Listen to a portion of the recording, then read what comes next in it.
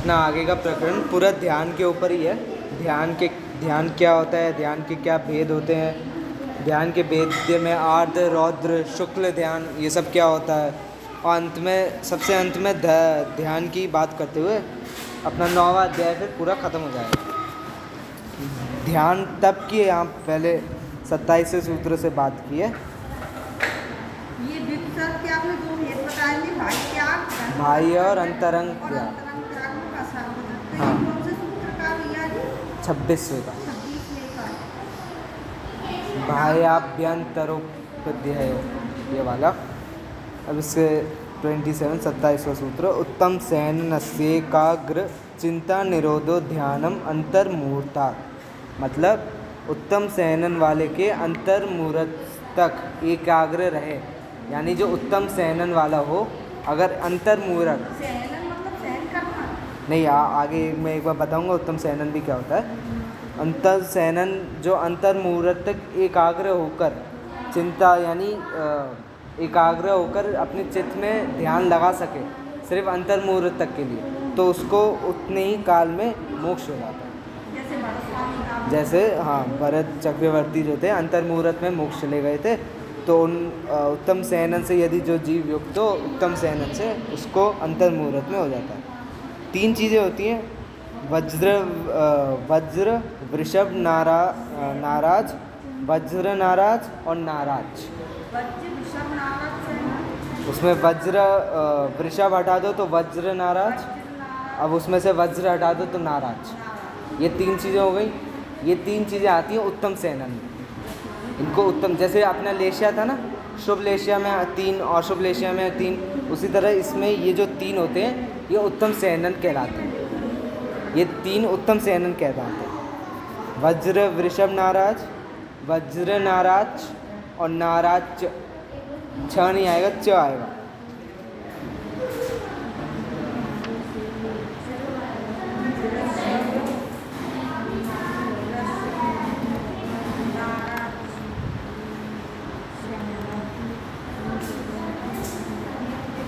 फिर केवल विषम वज्र सेना। हाँ वज्र, हाँ फिर लास्ट में सिर्फ वो अपना नाराज के फिर सबके अंत में लगा देना सेनन, तो वज्र वृषभ नाराज सेनन। नहीं, शुरुआत वाले वज्र विषम नारद सेना है। हाँ फिर है वज्र नाराज, वज्र नारद। अब फिर सिर्फ नाराज। इसमें से जिसको वज्र वृषभ नाराज हो वो अंतर्मुहूर्त में मोक्ष चले जाता है। जिसको वज्र ऋषभ नाराज सेनन हो वही व्यक्ति अंतर्मुहूर्त में मोक्ष चले जाता है। बच्चा लोग चुप हो जाओ।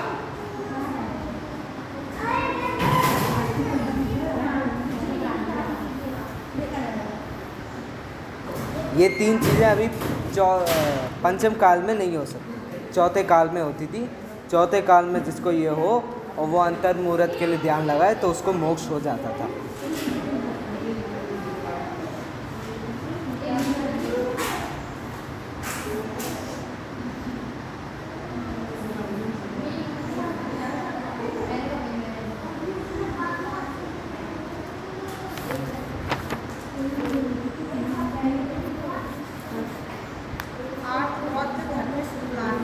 हाँ, आर्द्र रौद्र धर्म और शुक्लानी ये ध्यान के भेद होते हैं। ठीक है, नाम सुने होंगे, आर्द्र ध्यान, रौद्र ध्यान, धर्म ध्यान और शुक्ल ध्यान।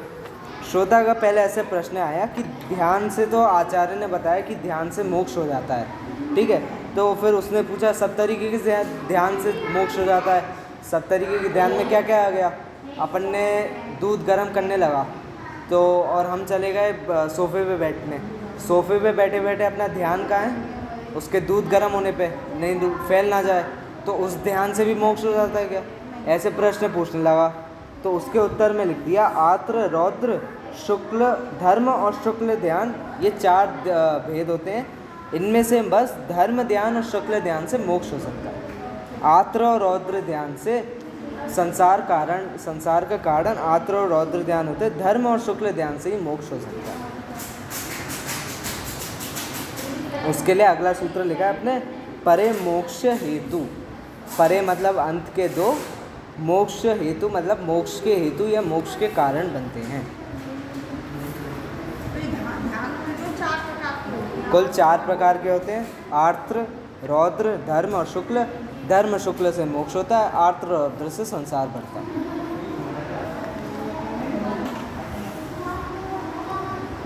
अब आर्द्र ध्यान के भी 4 प्रकार होते हैं, वो बताया। आर्द्र मन मनोज्ञस्य सप्रयोगे तद्विप्रयोगाय स्मृति समन्वाहारः। तीसरा सूत्र है, पहला वेद बताया अनिष्ट पदार्थ के संयोग होने से, उन अनिष्ट पदार्थों के संयोग होने से या संयोग होने पर जो ध्यान किया जाता है उसको वो पहले आर्द्र रौद्र ध्यान के पहले वेद में आता है अनिष्ट संयोग। अनिष्ट संयोग ये पहला, इष्ट वियोग दूसरा वेद है, पहला वेद है अनिष्ट संयोग।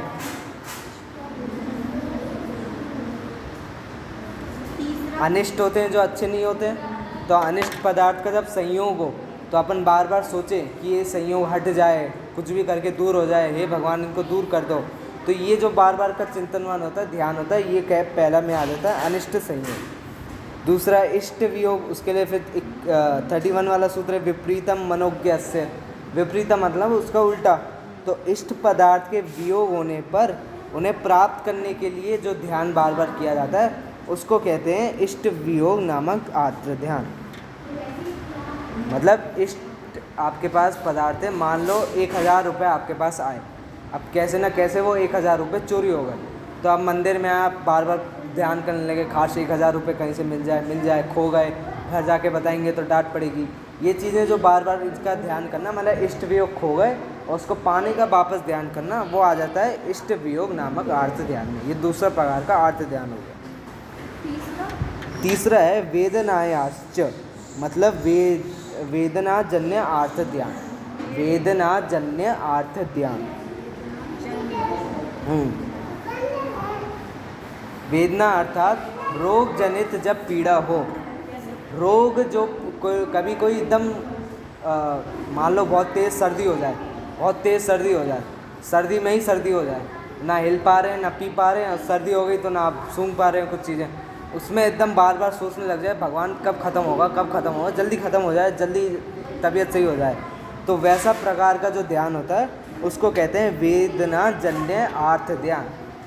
रोग होने पर उसकी आशा करना कि रोग हट जाए, उसका नाम है वेदनाजन्य आर्त ध्यान। और अंतिम है निदानम च।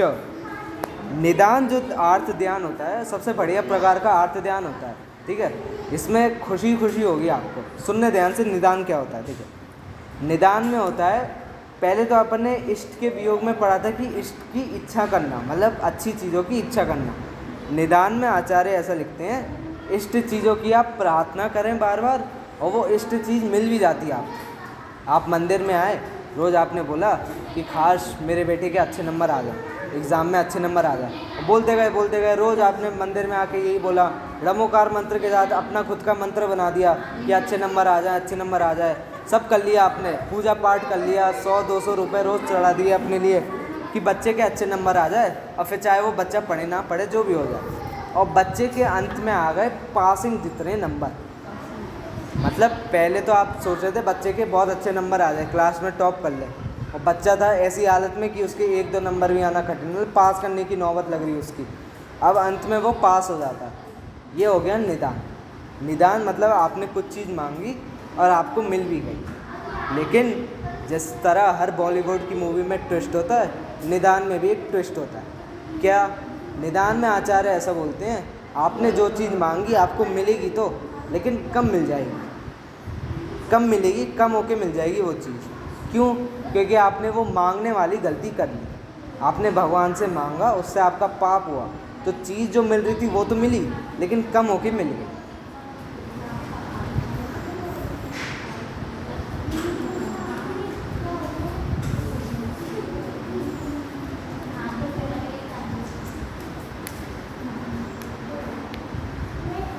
जैसे कि एक ऑटो वाला उदाहरण लेता हूँ मैं। आप आए इस पे स्टेशन पे आ गए, फिरोज़ाबाद के स्टेशन पे, और फिरोज़ाबाद से आपने कोटला एक ऑटो पकड़ लिया। अब आपका आना जाना बना रहता है, तो आपको पता है फिरोज़ाबाद से कोटला जाने के लिए बहुत से बहुत 100 रुपये लगते हैं। ऑटो वाला 100 रुपये लेगा, फिरोज़ाबाद से कोटला आने के लिए 100 लेगा। लेकिन उसने मीटर चालू नहीं किया और आप बैठ गए बिना पूछे। और फिर कोटला पहुंचने के बाद आपने पूछा कितने लोग हैं भैया, तो उसने बोला आप 80 कुछ दे दो, 80-90 दे दो। तो आप 80 देंगे कि 100 देंगे?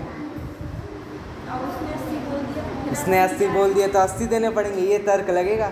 देने चाहिए 100 लेकिन मांगे उसने 80, तो 80 देंगे हम। 20 रुपये ज़्यादा क्यों दें? क्योंकि संसारी प्राणी तो वो फायदा सोचता है अपना। हाँ, अब उसने मीटर चालू नहीं किया था, ठीक है। अब वो पहुंच गया, ये दूसरा सिनेरियो, दूसरी चीज़, दूसरी परिस्थिति। वो पहुंच गया, उसने आपको पहुंचा दिया, मीटर चालू नहीं किया था उसने। और मीटर चालू कर लिया और सवाल नहीं नहीं, किया। चालू नहीं करा था, अभी चालू नहीं करा है, बाद में चालू ही करेगा। चालू नहीं करा और फिर उसने आपसे पूछा आपने पूछा कितने लोग हैं भैया, तो उसने बोल दिया भैया 150 दे दो आप। उसने 50 रुपये ज़्यादा मांग लिए। आपने बोला उससे नहीं 100 लगते हैं, लेकिन उसने बोला नहीं नहीं 150। फिर आप बोला जब मेरी गलती, मैंने नहीं पूछा था, मीटर भी चालू नहीं किया, नहीं देखा, 150 रुपये दे दिए। मीटर नहीं चलता? अच्छा, मान लो चलता हो तो कुछ हो मीटर जैसा हो जो चलता हो, मान लो चलता है, आगरा में भी नहीं चलता, इधर भी नहीं चलता, और बाहर की पता नहीं। तो मान लो फिक्स रेट हो 100 रुपये की, उसने फिक्स रेट से ऊपर मांग ली 150, और ये बहाना दे दिया महंगाई बढ़ रही है, पेट्रोल बढ़ रहा है, 150 तो 150 देने तो पड़ेंगे, तो 150 दे दिए। अब उसने फिक्स रेट, उसने ये बोल दिया, पहुंचते ही उसने आपको तीसरी परिस्थिति, अब उसने पहुंचा दिया और उसने आपने पूछा कितने चाहिए, तो उसने बोल दिया अपने हिसाब से दे दो भाई साहब। तो आपने 100 दे दिए, हमेशा 100 लगते हैं, चलो इस बार भी 100 दे देते, ठीक है। 3 परिस्थिति हुई। एक में उसने कुछ मांगा था आपसे कि आप अपने हिसाब से दे दो, लेकिन दे दो, तो आपने कितने दे दिए? कम दे दिए, लेकिन दे दिए। 80 रुपये दिए, 100 देने थे लेकिन 80 दिए उसके, 20 रुपये का उसका नुकसान हो गया। अब उसने मांगा आपसे, तो उसका और मांगा उसने आपसे तो 150 रुपये।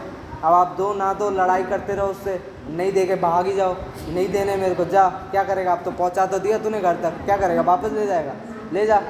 तो नहीं दिए 150 रुपये, उसने और मांगे तो आपने दिए ही नहीं, और उसने आप कुछ मांगा नहीं आपसे, आपने बोल दिया आपके ऊपर छोड़ दिया, जितना देना है देना, कम देना है कम दो, बजा देना ज़्यादा दो, तो आपने उसको जितने देने थे उतने दे दिए, मतलब 100 रुपये देने थे 100 रुपये दे दिए। उसी तरीके से निदान होता है। निदान का समझ गए?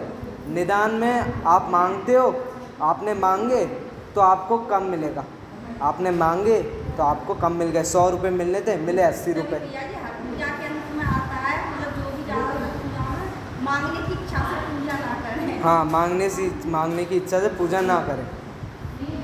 आपने ज़्यादा मांगा तो भगवान दिया ही नहीं, आपको मिला ही नहीं कुछ, बहुत ज़्यादा मांगा।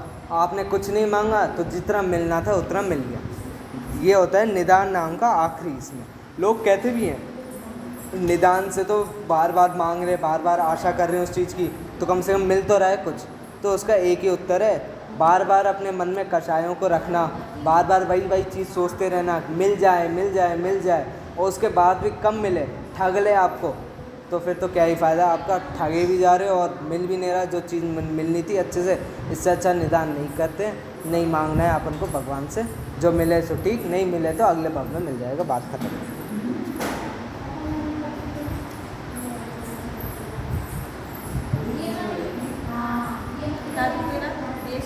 हाँ, तद विरत देश विरत प्रमत संयतानाम, यानी ये जो होते हैं ये पहले से 6वें गुण स्थान तक तो रहते हैं। जो आर्त ध्यान वगैरह होते हैं चारों प्रकार, ये पहले से लेके 6वें गुण स्थान तक तो रहते हैं, लेकिन 6वें गुण स्थान में निदान नहीं रहता, बाकी के 3 रहते हैं। पहले से 6वें के बीच में तो ये चारों थे, 6वें में निदान नहीं रहेगा, बाकी 3 तो रहेंगे।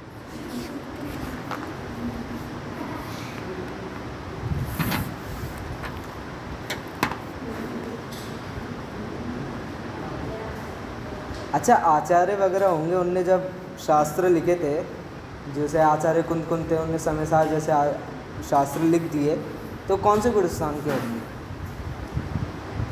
अभी गुणस्थान के बारे में ज़्यादा नहीं पता। अच्छा, नहीं, बेसिक कितना है? अच्छा, नहीं बेसिक ऐसा है कि पंचम काल में तो 7वें गुणस्थान तक जा सकते हैं। आचार्य ने जब आचार्य ग्रंथ लिख रहे थे तो वो 6ठे गुणस्थान में थे। 7वें से गुणस्थान जब नीचे गिरता है 6वें में, तो जीव का एक तो सुख कम हो जाता है 7वें से 6वें तक। उसका उदाहरण भी दिया, जिस तरीके से मछली को एकदम पानी में, जिस तरीके एकदम शांत पानी में जिस प्रकार से उसको अच्छा लगे, वहाँ से निकाल के आग में डाल दो तो जो दुख उसको महसूस होता है आग में, वैसा ही दुख आचार्यों को जब वो गुणस्थान से गिरते हैं नीचे तब उनको होता है। तो 7वें से जब 6वें गिरते हैं तो उतना दुख उनको महसूस होता है। उतने दुख महसूस होने पे उनकी जब शुद्धता कम होती है इसलिए गिरते हैं, तो 6ठे गुणस्थान में ही, क्योंकि भाव और मन विचलित ना हो इसलिए मन को लगाने के लिए धर्म में ही लगे, इसलिए ग्रंथ लिखे जाते हैं उस काल में। तो ग्रंथ लिख दिए, पूजन लिख दी, भक्ति लिख दी, ये 6ठे गुणस्थान में किया जाता है। 7वें गुणस्थान में कोई मुनि आचार्य ग्रंथ नहीं लिखते, उनकी शुद्धता ही नहीं होती, ये कैसे पता चलता है कि हम इस गुणस्थान में हैं? मुंडा उनका सुख कम हो जाता है ना। मुंडालों को पता रहता कि हम इस गुणस्थान तक पहुँच गए। अच्छा देखो, आपने एक बार आप मान लो नए हो, आप चाय पीने हैं अपनी नई चालू करी आज से, और आप आज से लेके 1 महीने तक रोज़ फीकी चाय पीते थे, ठीक है, बिना चीनी के। अब मैंने आपको उस चाय में 1 चीनी चम्मच मिला के देना चालू किया, आपको लगा ना चाय मीठी थी, तो मीठापन आपको पता चल गया फीका से मीठा, और 1 महीना आप 1 चीनी चाय के साथ पीते रहे, 1 चम्मच चीनी। अब मैंने 1 चम्मच की जगह आधा चम्मच चीनी डालना चालू किया, आपको पता चलेगा कि नहीं थोड़ा मीठा कम हुआ, लगेगा थोड़ा मीठा कम हुआ। उसी तरह आचार्यों का सुख रहता है, आचार्य को सुख 7वें गुणस्थान में जितना होता है उतना 6ठे में कम हो जाता है, तो उनको पता चल जाता है। और ऐसा भी नहीं है कि वो उनको पता अच्छा मैं अभी 6ठे गुणस्थान में हूँ तो ही मैं लिखना चालू करूँ, ऐसे नहीं होता। उनके भाव अपने आप आ जाते हैं लिखने के कि मेरे को शास्त्र लिखना है, तभी वो लिखते हैं। अगर उनके भाव ही नहीं आते, धर्षण आचार्य के कभी भाव ही नहीं आते कि शास्त्र लिखना है जीवों के लिए, उनको कभी नहीं लगता ऐसे, तो वो शास्त्र लिखते ही नहीं, अपन के पास शास्त्र रह जाते हैं। ऐसा कहा भी जाता है कि धर्षण आचार्य की कृपा है, उनको ऐसे भाव आए प्राणियों के लिए कि उनके पास धर्म रहे, शास्त्र लिखना उन्हें चालू की, ये प्रक्रिया उन्हें चालू कर। आर्त ध्यान के 4 हो गए, रौद्र ध्यान के 4 आ जाते हैं। हिंसा नृतस्तेय विषय संरक्षणेभ्यो रौद्रम विरत देश विरतयोः, मतलब हिंसा, असत्य, चोरी और विषय संरक्षणा। विषय संरक्षणा मतलब परिग्रह इकट्ठा करना। चौथा भेद जो है हिंसा, असत्य, चोरी और विषय संरक्षण।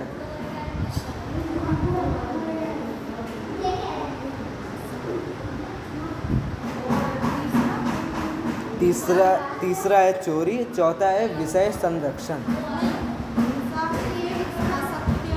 चोरी, फिर है विषय संरक्षण।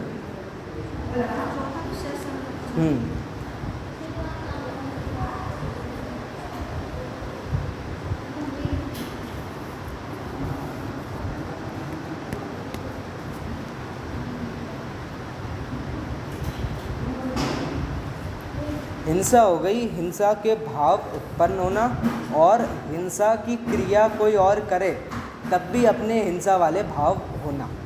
जैसे मूवी देखते हैं अपन सब, मूवी बच्चों के साथ बैठ के देख ही लेते हैं।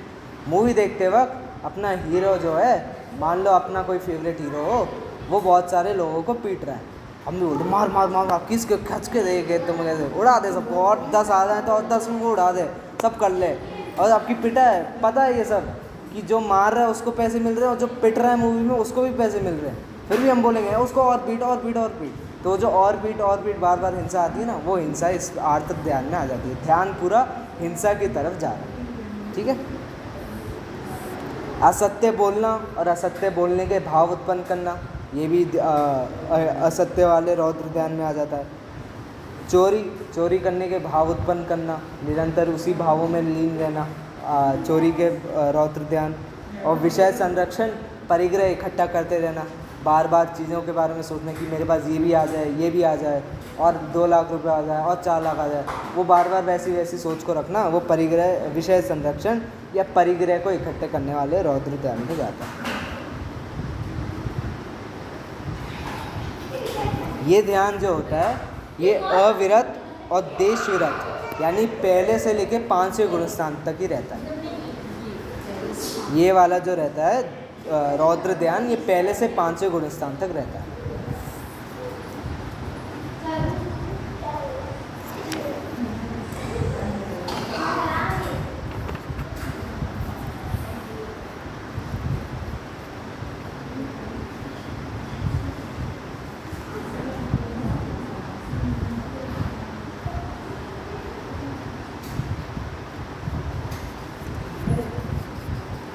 अब धर्म ध्यान का आएगा। हाँ, अब धर्म ध्यान। अब धर्म ध्यान का आएगा। अज्ञान पाए विपाक संस्थान विचयाय धर्मयम। धर्म ध्यान कितने प्रकार का? वो भी 4। हाँ, अज्ञान विचय, अपाय विचय, विपाक विचय और संस्थान विचय। ज्ञान विचय, अपाय विचय, अपाय, अपाय विचय,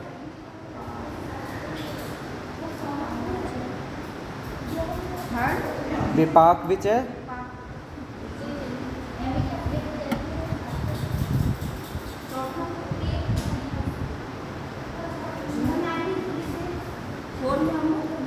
फोर्थ वाला है संस्थान विचय।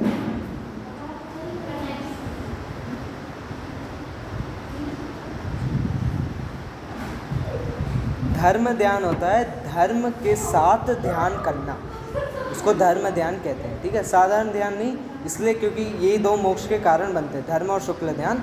धर्म के साथ ध्यान करना। पहला है अज्ञान विचय। नहीं, ये चाहिए अज्ञान नहीं, आज्ञा विचय। आज्ञा विजय, अज्ञान नहीं, आज्ञा विजय। नहीं समझ में, अज्ञान अज्ञान को पढ़ेंगे, पेंसिल से लिखा है।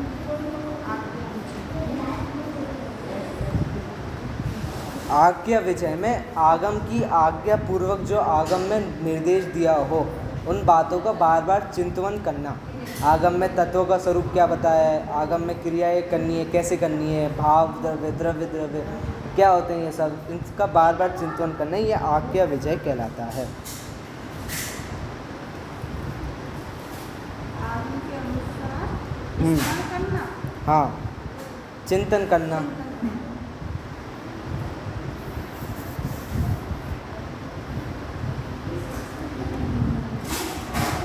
अपाय विचय, अपाय विचय में, अपाय विचय में मिथ्या दर्शन, ज्ञान और चारित्र ये संसार में जीव को कैसे फंसाते हैं इसके बारे में चिंतन करना, और इनसे कैसे हम बच सकते हैं। यानी जो जीव हैं जो गुणस्थान में चढ़ चुके हैं, मुनिराज महाराज जी इत्यादि, वो इस बात का चिंतन करें कि हम इनसे कैसे बचें या हम इनके जाल में कैसे न फंसें, इस बात का चिंतन करना अपाय विचय कहलाता है। मिथ्या दर्शन ज्ञान चारित्र, सम्यक दर्शन ज्ञान चारित्र था ना, उसके का उल्टा मिथ्या दर्शन ज्ञान चारित्र। इसका सरल में आप लिख लीजिए, मुक्ति प्राप्त करने के उपाय का चिंतन करते रहना। इसका दूसरा नाम उपाय विचय भी है। तो मिथ्या ज्ञान दर्शन चारित्र से कैसे बचें इसका उपाय का चिंतन करना। इसका दूसरा नाम उपाय विचय भी है। अपाय विचय तो है ही, उपाय विचय भी इसको बोल सकते हैं, और की जगह ऊ लगा दिया, उपाय विचय।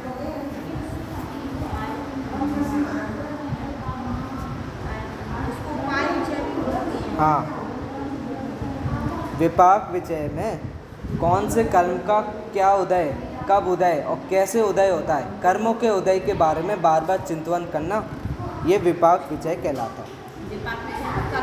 कर्मों के उदय के बारे में बार बार चिंतन करना।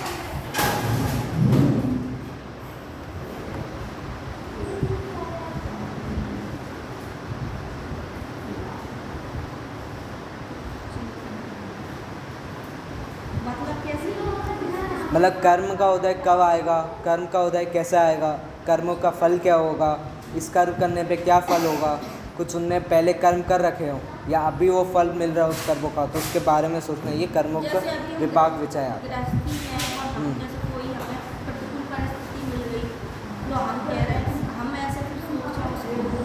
कि ये मेरा पाप का उदय था इसलिए आ गए, ऐसे भी सोचना, ऐसा भी चिंतन करना, ये भी विपाक विचय में आ जाता है।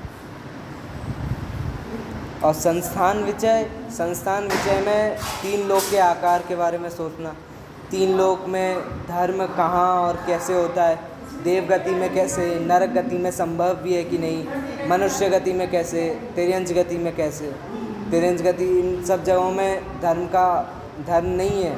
तो उस बात का चिंतन करना, उस बात के बारे में सोचना, ये संस्थान विचार में आ जाता है।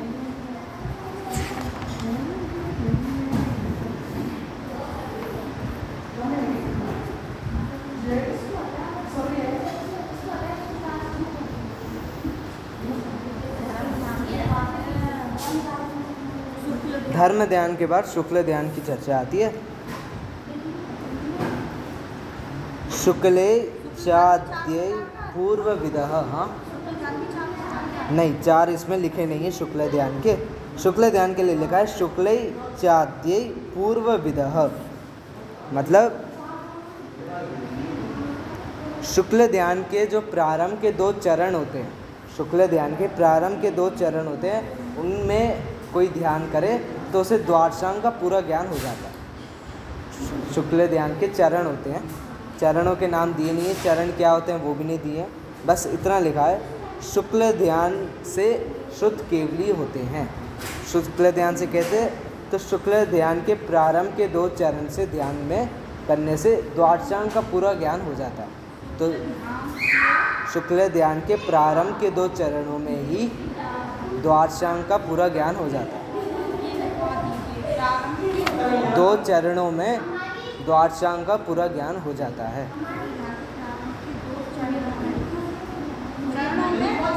द्वादशांग का पूरा ज्ञान हो जाता है।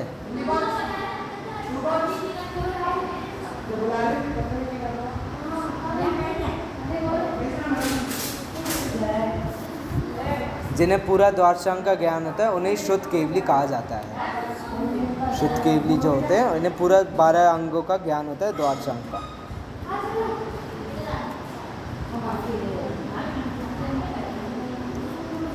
और परे केवली न, मतलब अंत में शुक्ल ध्यान से केवली भगवान को भी शुक्ल ध्यान होता है, ऐसा लिखो। परे केवली न मतलब शुक्ल ध्यान केवली भगवान को भी होता है।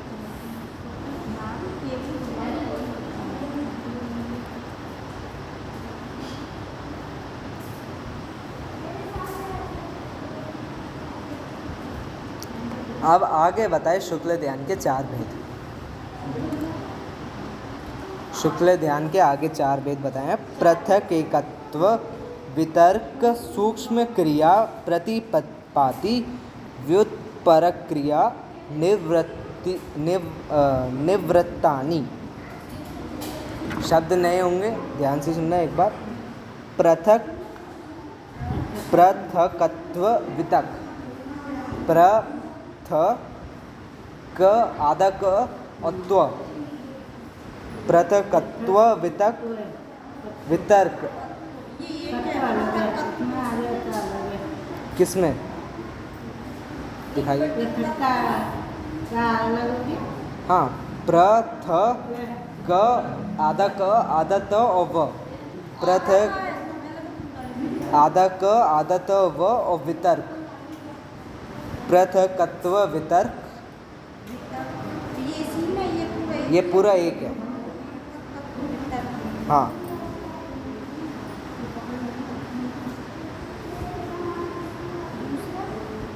एकत्व वितर्क,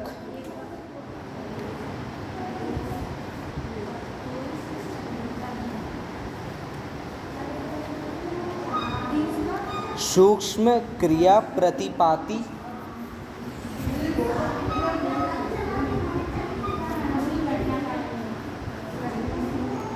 और व्युत्परत क्रिया निवृत्ति।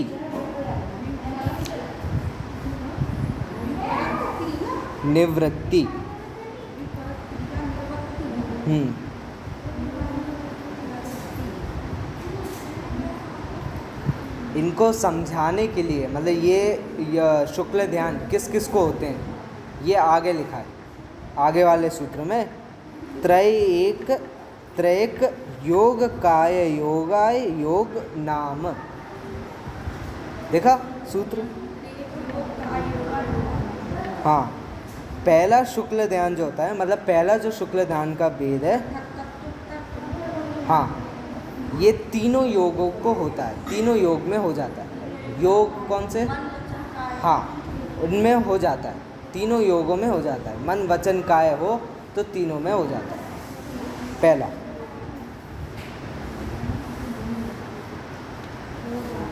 दूसरा शुक्ल ध्यान जो है वो तीनों में से किसी एक को हो जाता है, या तो मन में होगा या तो मन में, या तो शरीर, या तो काय, तीनों में से किसी एक में। एक योग में होगा। हाँ।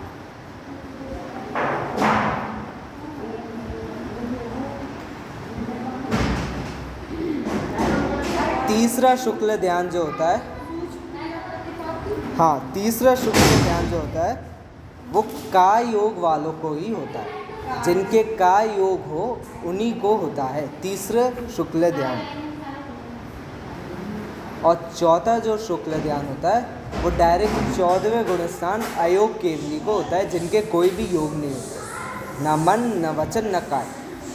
योग रहित जो केवली अयोग केवली होते हैं 14वें गुणस्थान में, उनको चौथा शुक्ल ध्यान होता है। व्युत्परत क्रिया निवृत्ति, हाँ, आधा व यह पे नीचे छोटी यू की मात्रा, परत क्रिया निवृत्ति, नि व और त पे री और ई की मात्रा, निवृत्ति। ये होता है सिर्फ चौथे गुणस्थान में अयोग केवली को, जिनका कोई भी योग ना हो। हाँ, 14वें अयोग केवली, चौथे में अयोग कहाँ से आया?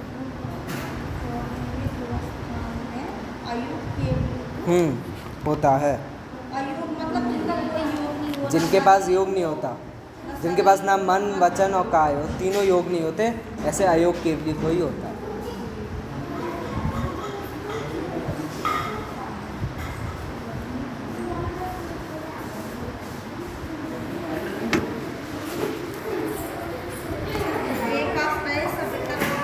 हाँ, एकाश्रये सवितर्क विचारे पूर्वे, यानी आरंभ के दो शुक्ल ध्यान जो होते हैं वो शुद्ध केवली के ही होते हैं। शुक्ल ध्यान के 4 वेद थे, 4 वेद में स्टार्टिंग के 2 जो होते हैं वो सिर्फ शुद्ध केवली को होते हैं। हाँ, पृथकत्व वितर्क और एकत्व वितर्क, ये जो होते हैं ये शुद्ध केवली को ही होते हैं। शुद्ध केवली कौन? जिन्हें द्वादशांक का ज्ञान हो।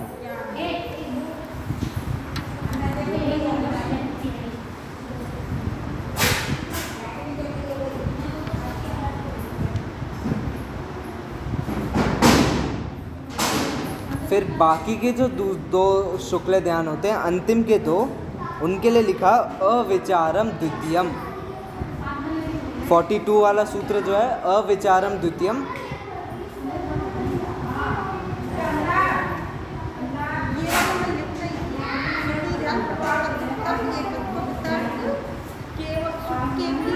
शुद्ध केवली के ही होता है।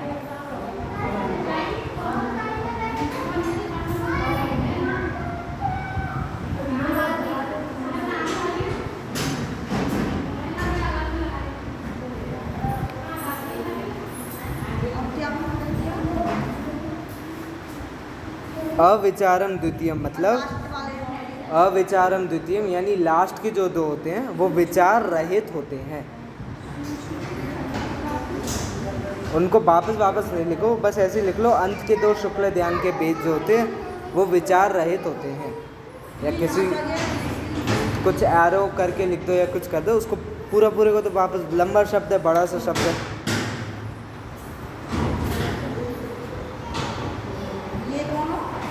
विचार रहित होते हैं।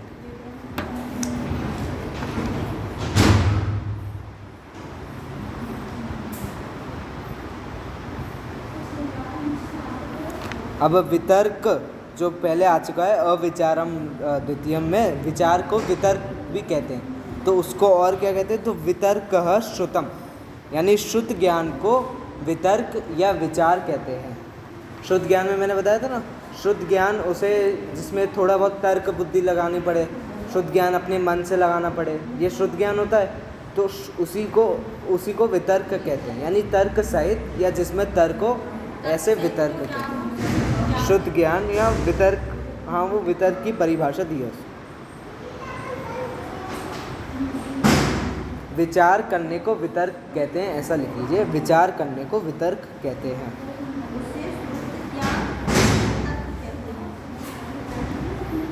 हाँ हाँ हाँ।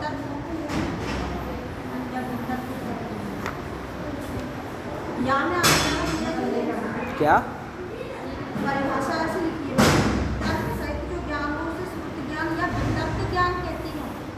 हाँ।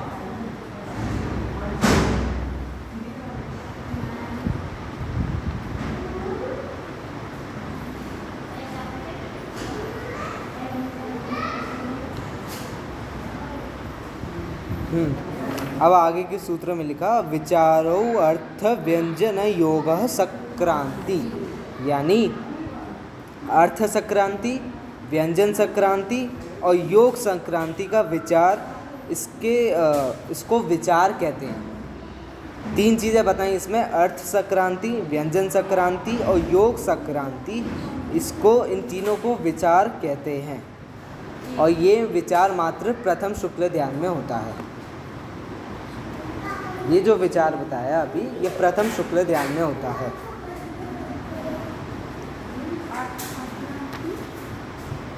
सबसे पहले कौन सा? अर्थ संक्रांति, व्यंजन संक्रांति और योग संक्रांति।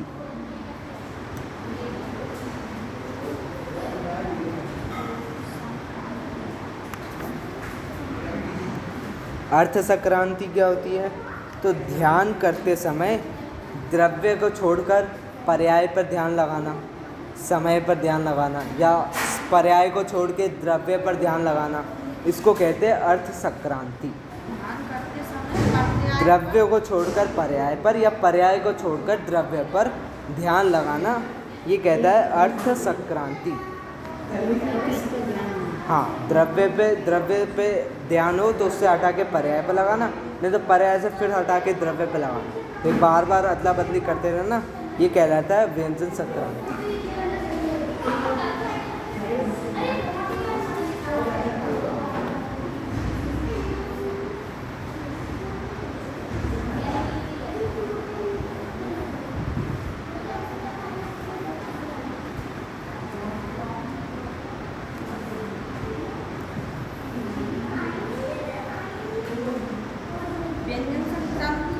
व्यंजन संक्रांति में एक श्रुत वचन का आलंबन लेकर दूसरे श्रुत वचन का आलंबन लेना, मतलब एक वचन पे ध्यान देना नहीं तो दूसरे पे देना, फिर ऐसे बदलते रहना वचनों को, उसको कहते हैं व्यंजन संक्रांति।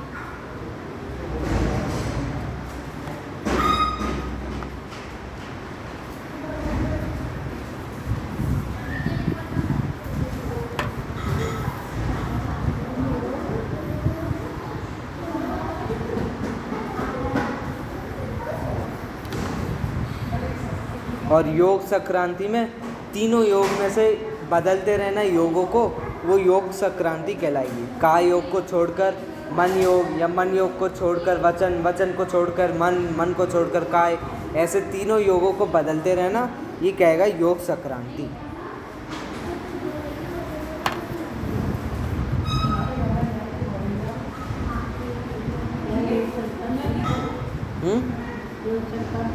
योग संक्रांति में तीनों योगों को बदलते रहना, काय योग से बदलकर मन में जाना, मन से बदलकर वचन, फिर वचन से फिर बदलकर काय, ऐसे। हाँ, आपने ये अर्थ संक्रांति, व्यंजन संक्रांति और योग संक्रांति, ये किसके भेद बताए आपने? ये भेद नहीं है, इन तीनों को विचार कहते हैं। और ये जो वाला जो विचार है, ये प्रथम शुक्ल ध्यान में होता है।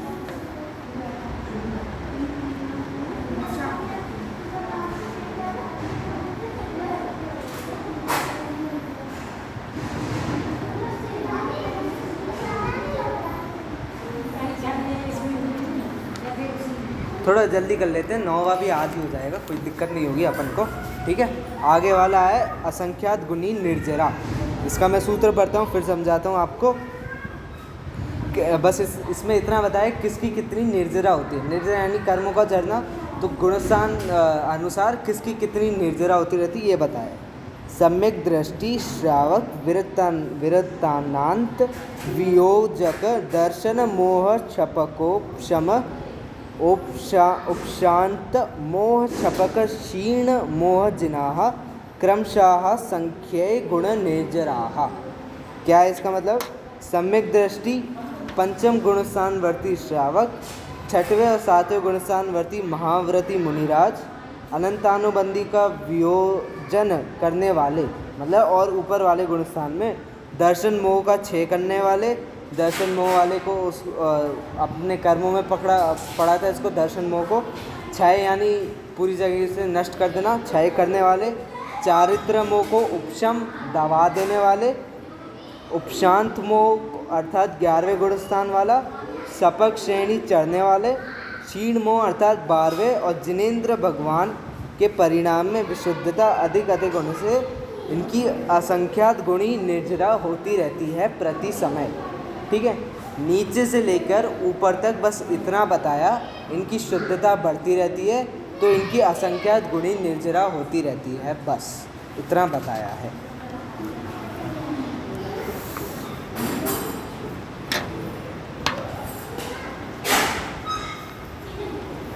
फिर बताया मुनिराजों के क्या प्रकार होते हैं, किस तरीके से मुनिराज अलग अलग होते हैं। थोड़ा जल्दी लिखिएगा आप। हाँ ठीक है। पुलाक बकुश कुशील निर्ग्रंथ स्थानकाः निर्ग्रंथाः। पहला पुलाक बकुश कुशील निर्ग्रंथ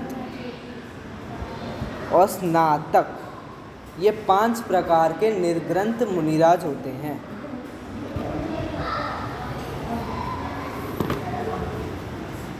इनका पुलाक मुनिराज कौन होते हैं? तो जिन मुनिराज के उत्तर गुण यानी तप इत्यादि न हो और मूल गुण पालन करते करते भी कभी कभी दोष लग जाए, 28 मूल गुण होते हैं, उनको पालन करते करते भी दोष लग जाए, वो होता है पुलाक मुनिराज।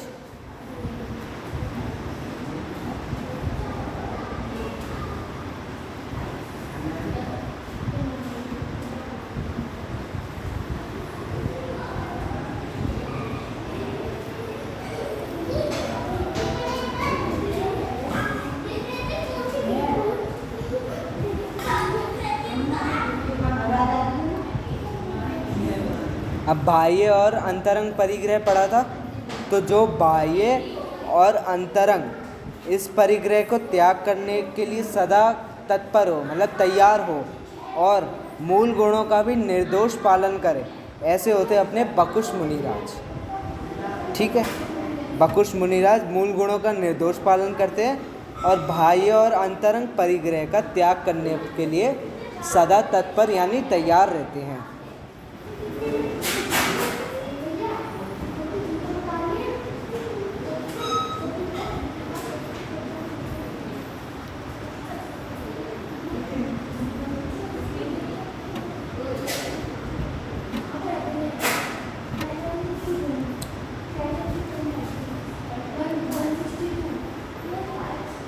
कुशील साधु जो होते हैं, कुशील मुनिराज, इनके 2 भेद होते हैं और एक होता है प्रतिसेवना और एक होता है कषाय कुशील। प्रतिसेवना कुशील और कषाय कुशील। प्रतिसेवना में क्या होता है? प्रतिसेवना मैं समझा रहा हूँ। प्रतिसेवना वो हो गए जिनके मूल गुण और उत्तर गुण दोनों का पालन करते हैं, लेकिन उत्तर गुणों में कभी कभी दोष आ जाए, तो वो होते हैं अपने प्रतिसेवना कुशील। मतलब जिनके मूल गुण पालन हो, उत्तर गुण हो, लेकिन उत्तर गुण में कभी कभी दोष आ जाए, तो ऐसे होते हैं प्रतिसेवना कुशील।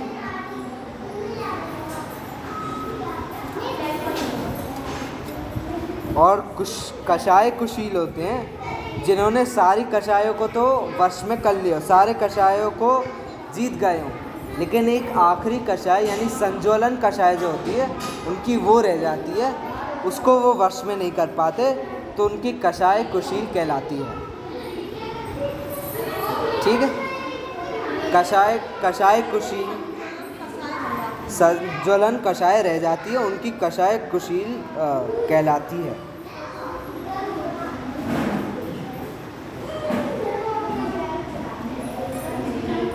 वृत्ति सेवना में थोड़ा सा जोश आ जाए और कषाय में केवल संज्वलन कषाय का उदय ना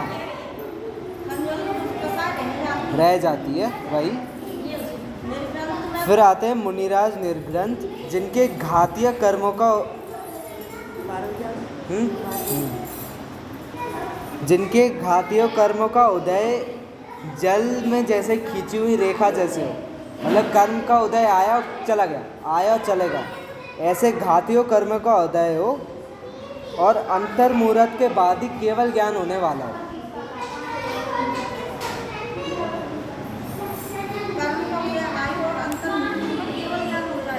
ऐसे होते हैं निर्ग्रंथ मुनिराज। हम बोलते हैं ना निर्ग्रंथ दिगंबर जैन मुनिराज, जैन आचार्य, तो उसमें निर्ग्रंथ मुनिराज मतलब ये।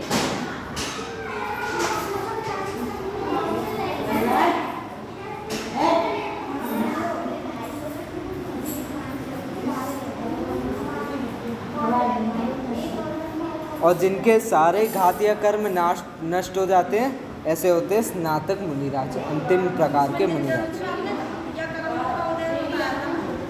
इनमें घातीय कर्मों का उदय ऐसा होता है जैसे जल में खींची हुई रेखा, जल में खींची हुई लाइन कैसे होती है, खींची और मिट गई, खींची और मिट गई, ऐसी रहती है। उनका कर्म का उदय होता है, मिट जाता है, होता है, मिट जाता है। संवर आश्रव होता है और निर्जरा हो जाती है, आश्रव होता है, निर्जरा हो जाती है। स्नातक में घातीय कर्म नष्ट हो जाते हैं, होते ही नहीं है घातीय कर्म, वो होते स्नातक मुनिराज।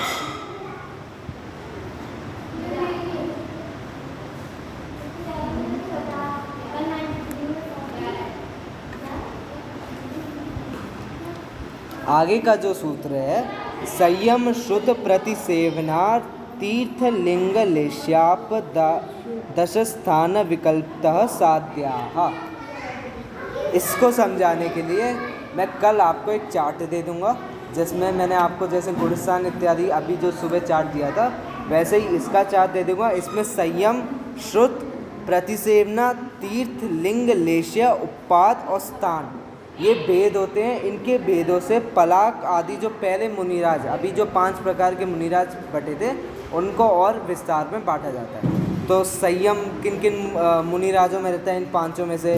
शुद्ध का भेद किस में होता है, प्रतिसेवना का, तीर्थ, लिंग, लेश्य, इन सब का किस किस में कितना होता है, ये सब बताने के लिए कल एक विस्तार में आपके पास चार्ट आ जाएगा। ठीक है, ये अपना हो गया 9वां अध्याय पूरा।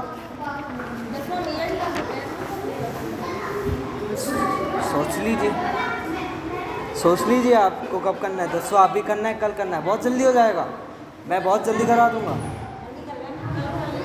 पक्का। 9 अध्याय हैं, सच्ची कल आके बोलोगे खास रात को ही कर लिया होता। मैं तो गारंटी दे रहा हूँ इस बात की। सोच लो आप, आपके ऊपर। अगर कहीं पर भी लगा ज़्यादा हो रहा है तो मैं छोड़ दूंगा।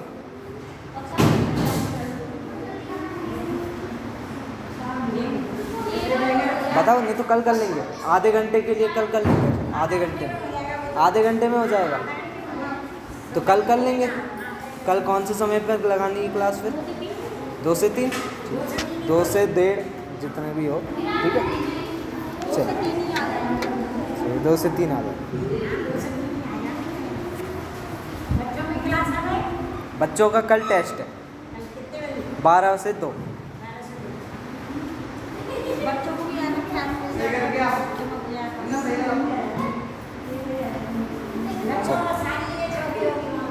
जावाणी के ज्ञान से सोजन लेकर सुवाणी मस्तक नमो सगदे तुंगी।